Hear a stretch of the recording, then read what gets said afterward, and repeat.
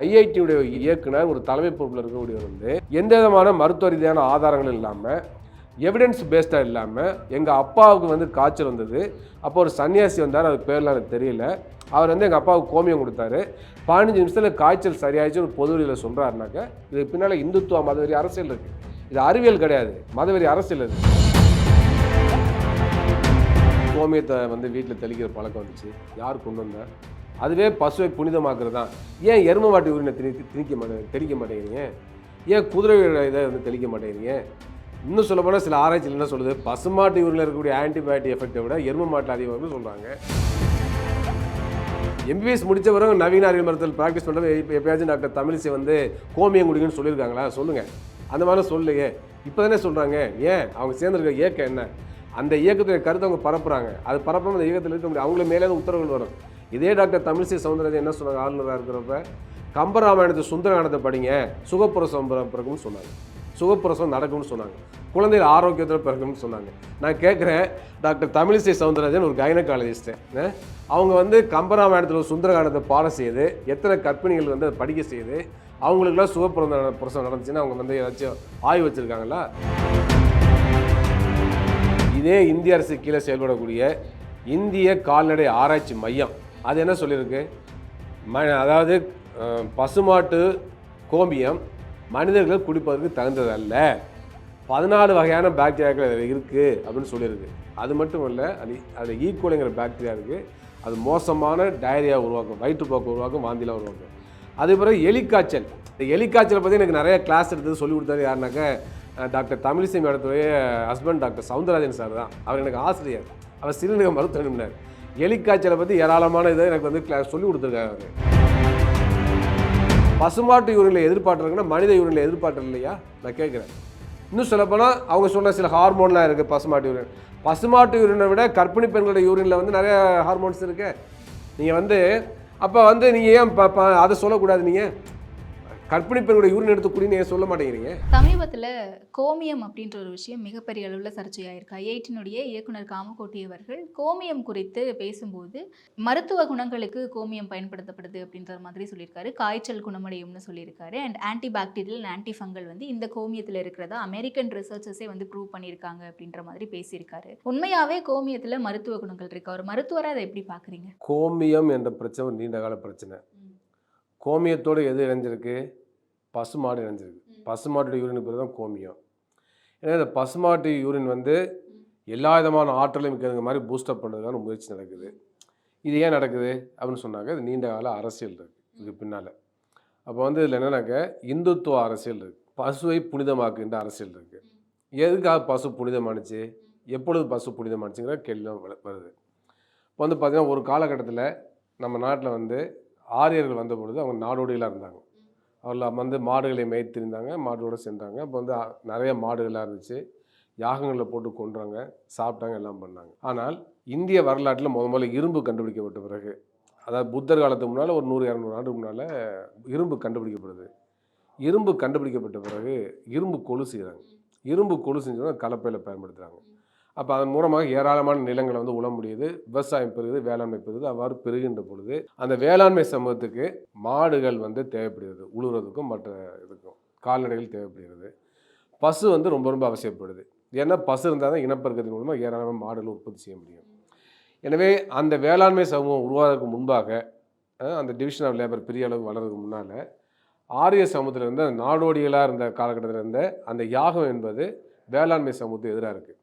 ஏன்னா அவங்க வந்து என்ன பண்ணாங்கன்னா, மன்னருடைய துணையோட, ஆட்சியோட துணையோட விவசாய மாடுகள்லாம் பறித்து அவங்க வந்து யாகத்தில் போட்டு கொள்வதற்காக முயற்சி பண்ணாங்க. அது விவசாயியோட உரிமை, விவசாயோட பொருளாதாரங்களுக்கு எதிராக இருந்துச்சு. எனவே அதன் காரணமாக அந்த காலகட்டத்தில் நிகழ்ந்த அந்த சூழலெல்லாம் புத்தர் வந்து நன்றாக யோசித்து அவர் என்ன பண்ணாங்க, மாடுகளை விலங்குகளை யாகத்தில் வந்து இரையாக்கக்கூடாது, பலியிடக்கூடாதுன்னு சொல்லி ஒரு பெரிய இயக்கத்தை கிளப்பினார். அப்போ அதன் காரணமாக விவசாயிகளும் வணிகர்களும் வந்து புத்தருக்கு ஆதரவாக திரும்பினாங்க. புத்தருக்கு ஆதரவாக திரும்பினப்போ என்னாச்சுனாக்க, அன்றைக்கி இருந்த வைதிக மதம் இல்லை பார்ப்பனியம் வந்து மிகப்பெரிய தோல்வியை சந்திச்சு. எல்லாரும் பெரும்பாலும் விவசாயிகள் அடித்தள மக்கள்லாம் புத்த மதத்தில் சேர ஆரம்பித்தாங்க. அப்போ அது முக்கியமான காரணம் வந்து அவங்களுடைய பொருளாதார நிலம் தான். புத்தர் வந்து ஆடு மாடுகளை பாதுகாத்தார், பசுவை பாதுகாத்தார், நம்முடைய செல்வத்தை பாதுகாத்தார், விவசாயத்தை பாதுகாத்தாருங்கிற ஒரு யதார்த்தமான உண்மையிலேருந்து அவங்க புத்த மதத்தை சப்போர்ட் பண்ணாங்க. ஏன்னா அன்றைக்கி அரசியல் கட்சிகள் கிடையாது, மதங்கள் மூலமாக தான் பல்வேறு மாற்றங்கள்லாம் வந்துச்சு அப்படின்னு பார்க்க வேண்டிய அவசியம் இருக்குது. அப்போ வந்து அந்த அடிப்படையில் புத்த மதம் வளர்ந்த பிறகு அன்றைக்கி இருந்த வைதிகம் இல்லை பார்ப்பனை என்ன பண்ணாங்கன்னா மீண்டும் தங்களுடைய மதத்தை வளர்ப்பதற்காக எதே புத்தர் எடுத்தாரோ அதே அவங்க கையில் எடுத்தாங்க. அப்போ வந்து பசுமாட்டை புனிதமாக்கினாங்க, விலங்குகளை பலியிடக்கூடாதுன்னு சொன்னாங்க. இந்த மாதிரிலாம் அந்த பிரச்சனை வந்துச்சு. அப்போ அதிலிருந்து அந்த பசு வந்து புனிதமாக்கப்பட்டது பார்க்க வேண்டிய அவசியம் இருக்குது. அப்போ அந்த பசு புனிதமாக்கப்பட்ட பிறகு மீண்டும் பார்ப்பனியம் வந்து இல்லைன்னா வைதிக மதம் வந்து இந்தியாவில் தலை தோங்க துவங்கிய பிறகு அவங்க தொடர்ந்து அதை வந்து மெயின்டைன் பண்ண நினைக்கிறாங்க. அப்போ பசுவதை தடை சட்டங்கள்லாம் கொண்டு வந்து அவங்க வந்து அதை நடைமுறைப்படுத்துகிறாங்க. அப்போ அதெல்லாம் இன்றைக்கி பல மாநிலங்களில் இருக்குது. அவ்வாறு இருக்கின்ற பொழுது பசுவதை தடை சட்டத்தை மீறியும் கூட பல இடங்களில் வந்து பசுமாட்டை அதாவது கறவை முடிஞ்ச பிறகு வயதான பசுமாட்டில் விற்கக்கூடிய போக்கெல்லாம் இருக்குது. அப்போ அவங்க என்ன நினைக்கிறாங்கன்னா இன்னைக்குள்ள ஆட்சியாளர் என்ன நினைக்கிறாங்கனாக்க வயதான பசுமாட்டை பாதுகாக்கணும், இல்லைன்னா கறவை ஓய்ந்த பிறகு அதை வந்து பாதுகாக்கணும்னு சொன்னாங்க அந்த பசுவுடைய பொருட்கள் வந்து வேல்யூபிளாக இருக்குன்னு நினைக்கிறாங்க. அப்போ என்ன நினைக்கிறாங்கன்னா பசுமாட்டு யூரினில் மிகப்பெரிய ஆற்றல் இருக்குது, அதில் மருத்துவ குணம் இருக்குது, பசுமாட்டு சாணியில் மருத்துவ குணம் இருக்குது, பஞ்சகவியத்தில் ஏராளமான மருத்துவ குணங்கள்லாம் இருக்குலாம் அவங்க வந்து எங்கேயாச்சும் ஒரு சில ஆராய்ச்சியெல்லாம் கிடைக்காதா அப்படிலாம் அவங்க வந்து தேடி தேடி செய்கிறாங்க. அதுக்கான கோடிக்கணக்கான ரூபாய் இந்திய அரசு செலவு பண்ணுது. அப்போ இந்த பசுவை புனிதமாக இருக்க வேண்டும், பசு வதை சட்டத்தை முழுமையாக நடைமுறைப்படுத்துவதற்கான இதை உருவாக்கணும். அது வந்து மக்கள் மத்தியில் மிகப்பெரிய அளவுக்கு எதிர்ப்பு உருவாகக்கூடாது, பொருளாதாரம் பாதிக்கப்படக்கூடாது. ஏன்னா வயசான பசுமாட்டை மக்கள் பாதுகாக்கணுங்கிற நோக்கத்தோடு இந்த வேலையெல்லாம் செய்யப்படுதுன்னு பார்க்க வேண்டிய அவசியம் இருக்குது. இது ஒரு பக்கம் இருந்தாலும் கூட இன்னொரு பக்கம் என்னன்னாக்கா இந்த பசுவை புனிதமாக்குவது என்பது மாட்டு இறைச்சியை சாப்பிடக்கூடிய மக்களுக்கு எதிரான அரசியல் மதவெறி அரசியலை முன்னெடுத்து செல்வதற்கு பயன்படுது. அப்போ இந்தியாவில் இன்றைக்கி வந்து மாட்டுக்கறி பசுன்னு நான் சொல்லலை, பொதுவாக மாட்டுக்கறி யார் அதிகமாக சாப்பிட்றா? முஸ்லீம்கள் சாப்பிட்றாங்க, கிறிஸ்தவர்கள் சாப்பிட்றாங்க, தலித்துகள் சாப்பிட்றாங்க, அதே பிற்படுத்தப்பட்ட ஜாதியிலே சாப்பிட்றாங்க, ஒரு சில இடங்களில் முன்னேறிய பிரிவினர்கள் சாப்பிட்றாங்க. இங்கிருந்து அமெரிக்காவுக்கு போனால் பிரிட்டன் போனால் பிராமணர்களும் மாட்டுக்கறிலாம் சாப்பிட்றாங்க. அதெல்லாம் நம்ம பார்க்க வேண்டிய அவசியம் இருக்குது. அப்போ வந்து பசுமாட்டை புனிதமாக்கினால் இந்த மாதிரி மாட்டுக்கறி சாப்பிட்றவர்கள் இந்துக்களுக்கு எதிரி என்று சொல்லி அவர்கள் ஒரு பிம்பத்தை கட்டியெழுப்ப பார்க்கிறார்கள். அப்போ அதனால தான் வந்து மீண்டும் இந்த வந்து பசுமாட்டை வைத்துக்கொண்டு ஒரு அரசியல் நடக்குது. பசுமாட்டை வந்து வாங்கி வீட்டுக்கு கொண்டு போனால் கூட அவங்க பசுமாட்டை கடத்திட்டு போகிறாங்கன்னு சொல்லி பல இடங்கள் தாக்குதல் நடத்துகிறாங்க. வட மாநிலம் பல இடத்துல தாக்குறாங்க, அடித்து கொள்கிறாங்க. குறிப்பாக வந்து முஸ்லீம்கள் பசுமாட்டை வந்து வியாபாரத்துக்கு கொண்டு போனாலும் பசுமாட்டை வாங்கி வீட்டுக்கு கொண்டு போனால் கூட அவங்கள வந்து அடித்து கொள்கிற போக்கெல்லாம் இருக்குது. அப்போ பசுமாட்டை வைத்துக்கொண்டு இன்றைக்கி வந்து இந்துத்துவா மதவெறி அரசியல் முன்னெடுத்து செல்லப்படுவது பார்க்க வேண்டிய அவசியம் இருக்குது. அப்போ அப்படிப்பட்ட ஒரு காலகட்டத்தில் ஐஐடியுடைய இயக்குனர் ஒரு தலைமை பொறுப்பில் இருக்கக்கூடியவர் வந்து எந்த விதமான மருத்துவ ரீதியான ஆதாரங்களும் இல்லாமல் எவிடன்ஸ் பேஸ்டாக இல்லாமல் எங்கள் அப்பாவுக்கு வந்து காய்ச்சல் வந்தது, அப்போ ஒரு சன்னியாசி வந்தார், அது பேர்லாம் எனக்கு தெரியல, அவர் வந்து எங்கள் அப்பாவுக்கு கோமியம் கொடுத்தாரு, 15 நிமிஷத்தில் காய்ச்சல் சரியாயிடுச்சு ஒரு பொது வழியில் சொல்கிறாருனாக்க இதுக்கு பின்னால் இந்துத்துவ மதவெறி அரசியல் இருக்குது. இது அறிவியல் கிடையாது, மதவெறி அரசியல். இது இல்லை அவரோட பர்சனல் எக்ஸ்பீரியன்ஸ் அவர் ஷேர் பண்ணுறாருன்னு எடுத்துக்க முடியாது. அதாவது ஒரு மிகப்பெரிய சயின்டிஸ்ட், அவர் மிகப்பெரிய சயின்டிஸ்ட் என்ன சொல்லணும், பொதுமைப்படுத்தப்பட்ட அறிவியல் உண்மையில் தான் பேசணும், விஞ்ஞானபூர்வமான நிறுவனமான உண்மையில் தான் பேசணும். தனிப்பட்ட முறையில் நிறுவனமாகாத ஒரு விஷயத்தை வந்து சொல்வது அது உண்மையாக கூட இருக்காது, அதெல்லாம் திட்டமிட்ட ஒரு விஷயங்களாக இருக்கும், அதெல்லாம் ஒரு பிளான் ஒன்றா இருக்கும். இது மாதிரி பேசு அப்படின்னு சொல்லியிருக்கலாம் யாராச்சும். அப்போ இயல்பாக கூட பேசியிருக்கலாம், அவருக்கு ஒரு அரசியல் உள்நோக்கம் இருக்குது, அதுக்காக கூட பேசியிருக்கலாம். ஏன்னா மீடியாவில் வருகின்ற பொழுது இப்போ என்னன்னாக்க சாதாரண மக்கள் என்ன இருப்பாங்க, கோமியத்தை குடித்தார் அந்த சயின்டிஸ்டில் அப்பா 15 நிமிஷத்தில் காய்ச்சல் சரியாயிடுச்சான்னு நம்புறான்னு வச்சுங்களேன். இன்னைக்கு ஏராளமான காய்ச்சல், டெங்கு காய்ச்சல், மலேரியா, பன்றி காய்ச்சல், பறவை காய்ச்சல், கொரோனா காய்ச்சல் எல்லாமே ஆட்கொல்லி காய்ச்சலாக இருக்குது. உரிய நேரத்தில் சரியாக டயக்னோசிஸ் செய்து சரியான முறையில் ட்ரீட்மெண்ட்டுக்கெலாம் எந்த காய்ச்சலும் இங்கே ஆட்கொல்லி காய்ச்சல் தான்.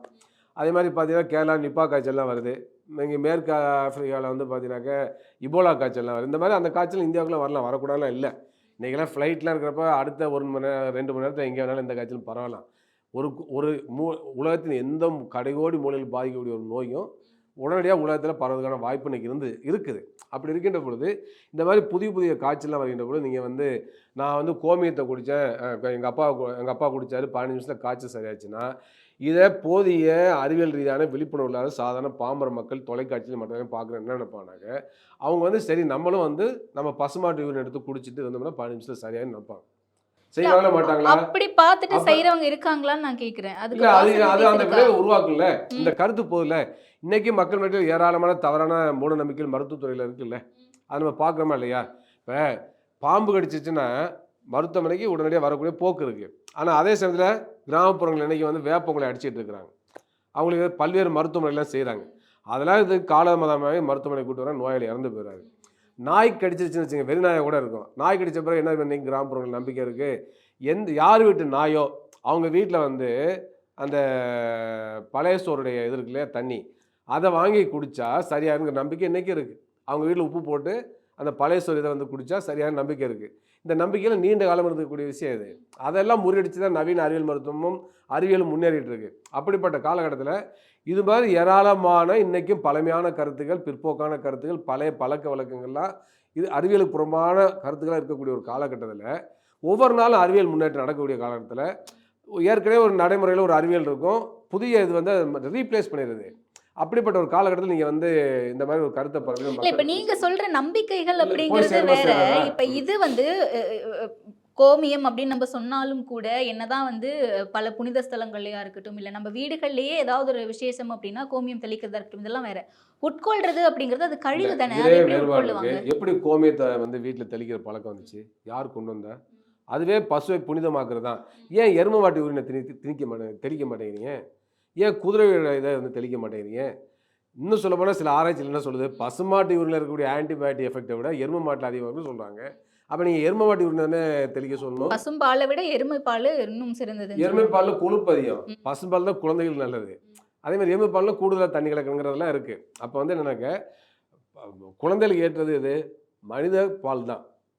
பசுமாடு வந்து மனிதர்களுக்காக வந்து பால் கொடுக்குறாங்க, அது வந்து உருவாகி வரவில்லை, பரிணமிக்கவில்லை. பசுமாட்டு பால் யார்? பசுங்கன்றுக்கு தான். எருமை பால் யார்? எருமை கண்ணுக்குட்டிக்கு தான். ஒட்டகத்துடைய பால் எதுக்கு? ஒட்டகத்துடைய குட்டிக்கு தான். அது மாதிரி நம்ம வந்து பசுமாட்டை வளர்க்குறோம், பசுங்கண்ணுடைய உரிமைகளை மீறி அந்த பாலை கறக்கிறோம். பசுங்கன்று குட்டி வந்து பார்த்திங்கன்னா சூம்பி போய் நிற்கிது. இதெல்லாம் பார்க்குறோம் நம்ம. அப்போ நான் என்ன சொல்ல வரேன்னாக்கா, இன்றைக்கி வந்து பல்வேறு கருத்துக்களை வந்து நீங்கள் தவறாக கொண்டு போகிறத முயற்சி பண்ணுறீங்க. மீண்டும் என்னன்னாக்க ஒரு பிம்பத்தை மீண்டும் கட்டி எழுப்புறீங்க. அப்போ வந்து இந்த பசுமாட்டை புனிதமாக்குவதை மீண்டும் வலுப்படுத்தி கொண்டே போய் தமிழ்நாட்டையும் பசுமாட்டை வைத்துக்கொண்டு ஒரு மதவெறியை கிளப்பதற்கு, ஒரு மக்கள் நல்லிணக்கத்தை, மத நல்லிணக்கத்தை முறியடிப்பதற்கு, மாட்டு இறைச்சி சாப்பிடுவர்கள் மீது சாதாரண இந்து மத நம்பிக்கை உள்ளவர்களை அவங்களுக்கு எதிராக திருப்புவதற்கான கடுமையான முயற்சி நீங்கள் பண்ணுறீங்க. ஹரியானாவில் நடக்கிற மாதிரி, யூபியில் நடக்கிற மாதிரி, ராஜஸ்தானில் நடக்கிற மாதிரி இங்கேயும் வந்து நடக்கணும்னு நினைக்கிறீங்க. இங்கே வந்து மாட்டு இறைச்சி தடை செய்யறவங்க தமிழ்நாட்டில் கிடையாது, கேரளாவில் கிடையாது. பல இடங்களில் மாட்டு இறைச்சி சென்னையிலே கிடைக்கிது, நிறைய பேர் சாப்பிட்றாங்க, பல பேர் சாப்பிட்றாங்க, பல்வேறு ஜாதிக்காரங்களும் சாப்பிட்றாங்க, ஒரு குறிப்பிட்ட மதம்லாம் இல்லை. ஆனால் அவங்க என்ன கட்டெழுப்புறாங்கன்னா, திரும்ப இஸ்லாமியர்கள் இந்தியாவுக்கு வர்றதுக்கு முன்னால், கிறிஸ்தவர்கள் இந்தியாவுக்கு வர்றதுக்கு முன்னால் இங்கே மாட்டு இறைச்சி சாப்பிட்ற பழக்கம் இல்லை, அவங்களால தான் மாட்டு இறைச்சி சாப்பிட்ற பழக்கம் வந்துச்சுங்கிற மாதிரி ஒரு பிம்பத்தையும் கட்டெழுப்புறாங்க.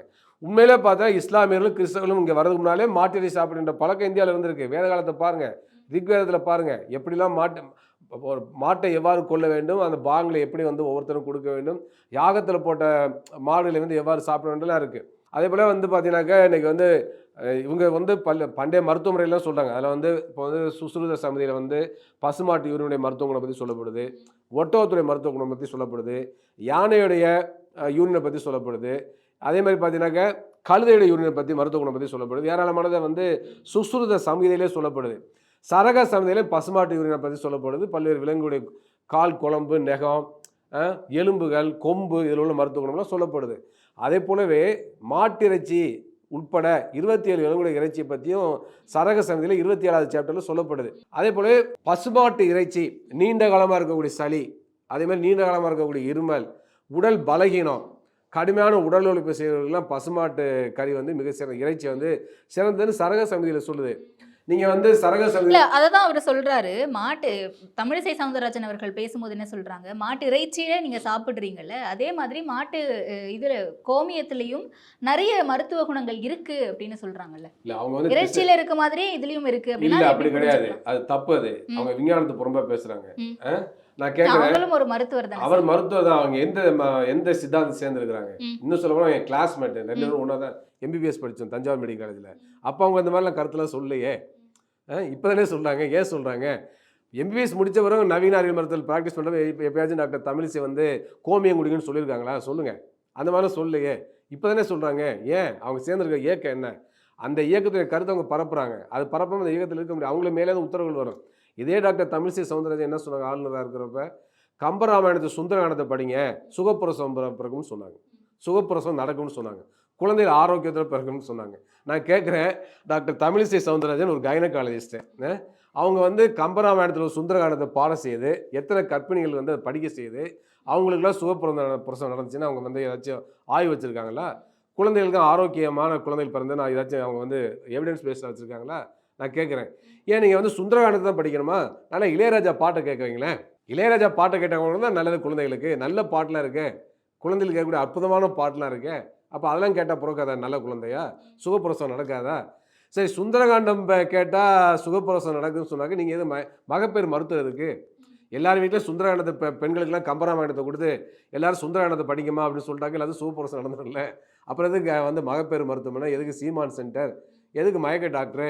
நான் கேட்குறேன், அதை நீங்கள் கேளுங்க. உங்கள்கிட்ட சுந்தரகாண்டம் படித்தா சுகப்பிரசவம் நடக்கலாம், எதுக்கு நீங்கள் மகப்பேறு மருத்துவம்னு கேளுங்க. அதனால் இதெல்லாம் வந்து எதுக்காக சொல்கிறோம்னாக்க, ஒரு இயக்கத்தில் இருக்கிறவங்கனால தவறான கருத்தை அவங்க பரப்புகிறாங்க. நான் திருப்பி கேட்குறேன், முந்திரி கொட்டையில் முந்திரி பருப்பு நல்லதா, முந்திரி ஓடு நல்லதா? அரிசியில் வந்து அரிசி நல்லதா, அதில் உமி நல்லதா? ரெண்டும் ஒன்றாயிர முடியுமா? வாழைப்பழத்து தோல் நல்லதா, வாழைப்பழம் நல்லதா? அதனால் கேப்சூல் இருக்குது, மாத்திரை. கேப்சூல் நல்லதா, உள்ளே இருக்க மருந்து நல்லதா? அவங்க என்ன சொல்கிறாங்கன்னா, மருந்து சாப்பிடாத கேப்சூல் சாப்பிடுங்கிறாங்க.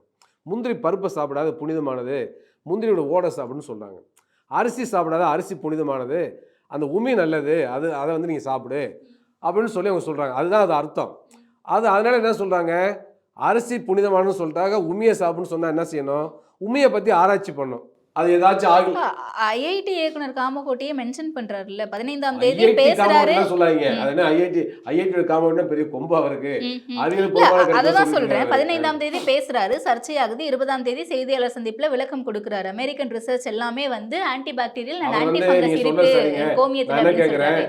இதே இந்திய அரசு கீழே செயல்படக்கூடிய இந்திய கால்நடை ஆராய்ச்சி மையம் அது என்ன சொல்லியிருக்கு? அதாவது பசுமாட்டு கோமியம் மனிதர்கள் குடிப்பதற்கு தகுந்தது அல்ல, 14 வகையான பாக்டீரியாக்கள் அதில் இருக்குது அப்படின்னு சொல்லியிருக்கு. அது மட்டும் இல்லை, அதில் ஈக்குவலிங்கிற பாக்டீரியா இருக்குது. அது மோசமான டயரியா உருவாக்கும், வயிற்றுப்போக்கு உருவாக்கும், வாந்திலாம் உருவாக்கும். அதே பிறகு எலிக்காய்ச்சல். இந்த எலிக்காய்ச்சலை பற்றி எனக்கு நிறைய கிளாஸ் எடுத்து சொல்லி கொடுத்தாரு. யாருனாக்க டாக்டர் தமிழிசை மேடத்துடைய ஹஸ்பண்ட் டாக்டர் சவுந்தரராஜன் சார் தான். அவர் எனக்கு ஆசிரியர், அவர் சிறுநீரக மருத்துவ நிபுணர். எலிக்காய்ச்சலை பற்றி ஏராளமான இதை எனக்கு வந்து சொல்லி கொடுத்துருக்காரு.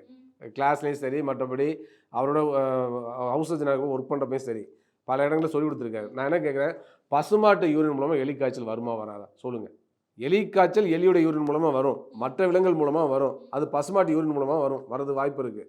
அதனால் இப்படிப்பட்ட மோசமான இதெல்லாம் வரக்கூடிய இதில் நீங்கள் வந்து அது புனிதமானது, அதில் மருத்துவ குணம்னு சொன்னால் என்ன அர்த்தம்? அது அதுக்கடுத்து மனிதர்கள் எப்படி நீர்த்தாரையில் தொற்று வருதோ, இப்போ வந்து கிட்னியில் இன்ஃபெக்ஷன் ஆனால் அதுலேருந்து நீர்த்தாரையில் சலம் வரும், யூரினோட கலந்து சலம் வரும். அதே மாதிரி நமக்கு வந்து அதில் சமயத்தில் நீர்த்தாரையில் ரத்தம் வரும், நீரோடு கலந்து ரத்தம் வரும், யூரினோட கலந்து ரத்தம் வரும். அதேமாதிரி நீர்த்தாரையில் இருக்கக்கூடிய சிறுநீர் பை இருக்குது, அது யாருக்கு வேணாலும் தொற்று வரலாம். அந்த மாதிரி இருந்துச்சுன்னா நீர்த்தாரையில் வரக்கூடிய நீரில் ஏராளமான கிருமிகள் வரும், ரத்தம் வரும், ரத்தம் கலந்து வரும், சலமும் கலந்து வரும். அது ஏன் பசுமாட்டுக்கு வராதா? பசுமாட்டுக்கும் வரும். மனிதர்கள் எப்படி நீர்த்தாரையில் கிருமி வருதோ அதே போலவே பசுமாட்டுக்கும் வரும், அந்த தொற்று வரும். அப்போ யூரினில் வந்து சலம் வர்றப்போ அதை எடுத்து குடிச்சா எப்படிங்க இருக்கும்? அது எவ்வளோ அருவருப்பாக இருக்குது நமக்கு. இதெல்லாம் சொல்கிறேன், ஆனால் எப்படிங்க ஏற்றுக்க முடியும்? அதை போய் டாக்டர் தமிழிசை சொல்லலாமா? அவங்க சொல்லுவாங்களா? பசுமாட்டுக்கு நீர்த்தாரையில் தொற்று வராது, கிட்னியில் ப்ராப்ளம் வராது, பசுமாட்டுடைய சிறுநீர் பையில் எந்த விதமான தொற்றுமே வராது, அது புனிதமானது என்று சொல்ல தயாராகுங்க? சொல்லுங்கள்.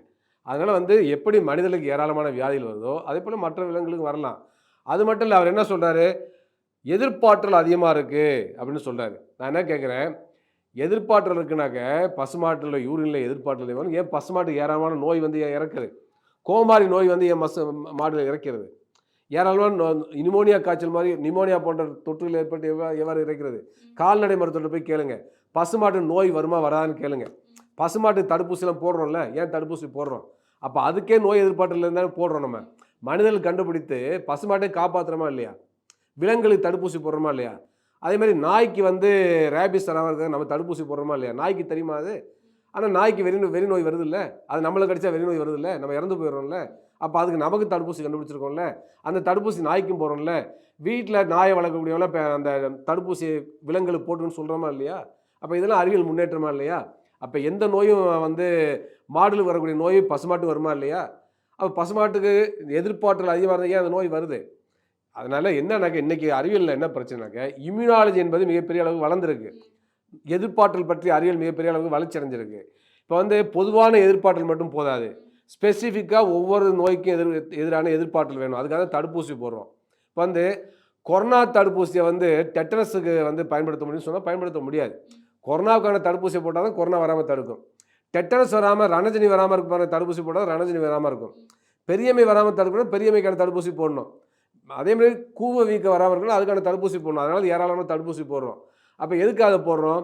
அந்த பர்டிகுலர் நோய்க்கு எதிரான தடுப்பாற்றல் வேணும், எதிர்ப்பாற்றல் வேணும் தான் போடுறோம். புதிய புதிய வைரஸ் வரப்போ அதுக்கு எதிரான எதிர்ப்பாற்றல் உடம்புல ஏற்கனவே இருக்காது. கொரோனா என்பது புதிய வகை வைரஸ். அது புதிய வகை வைரஸ் வர்றப்ப ஏற்கனவே அந்த கொரோனா வைரஸ் வந்து தொற்றுக்கு நம்மளாம் உள்ளாகிறதுனால நம்மள்ட்ட எதிர்ப்பாற்றல் இல்லாமல் இருந்துச்சு. பொதுவான எதிர்ப்பாற்றல் மட்டும் இருந்துச்சு.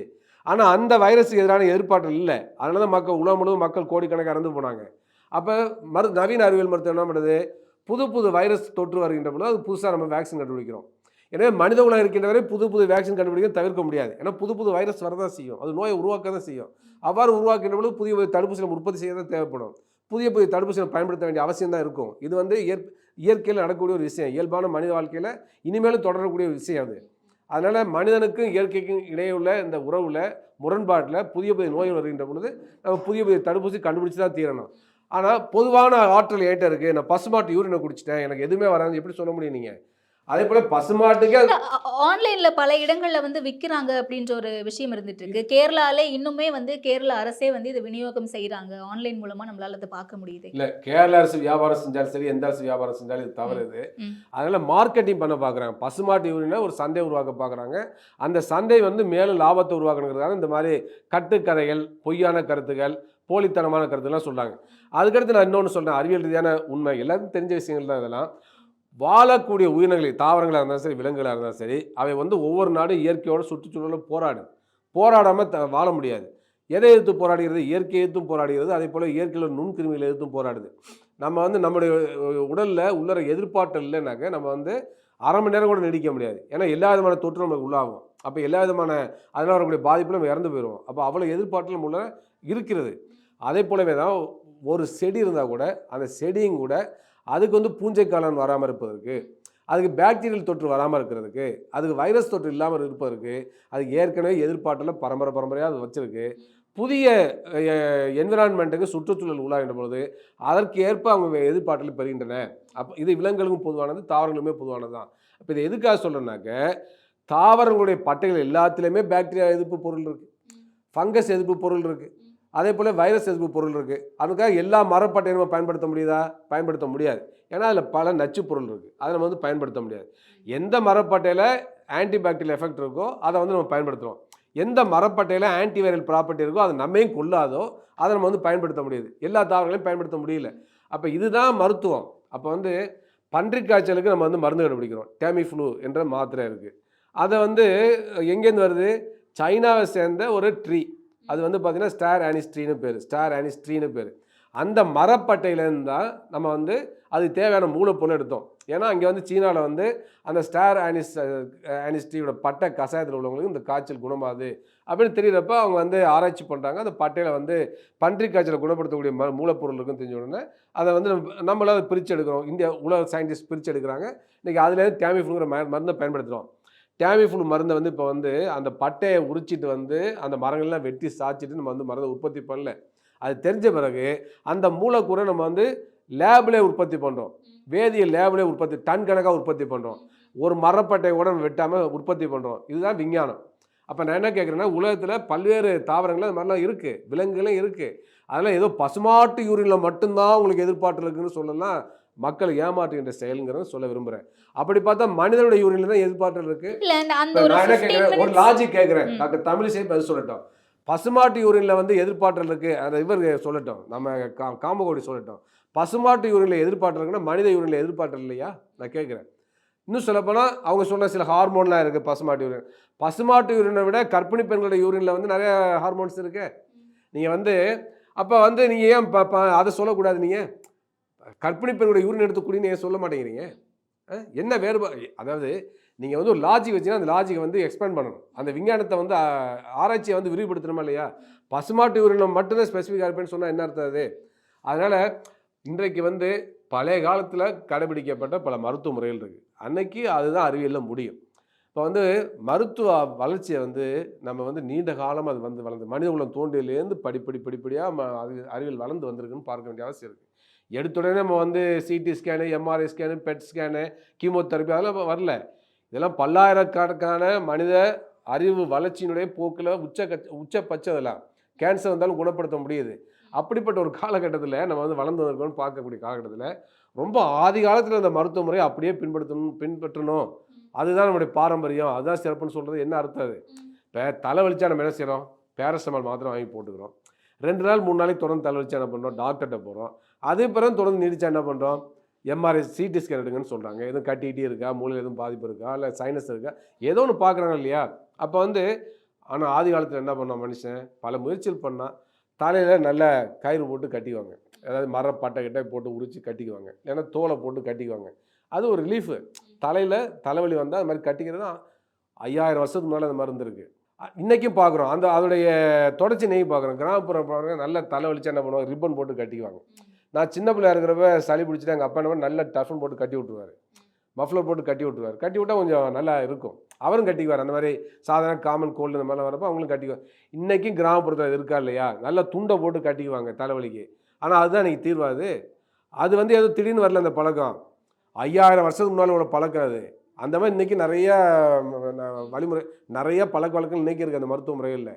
அப்போ ஒரு முள்ளு குத்திருச்சு, ஆணு கத்துறீங்கல்ல, கத்துறோம்ல, இன்றைக்கி கத்துறோமா இல்லையா? அது எப்போ தோன்றியது? மனித குலம் தோன்றியிலேருந்து தோன்றியிருக்கு.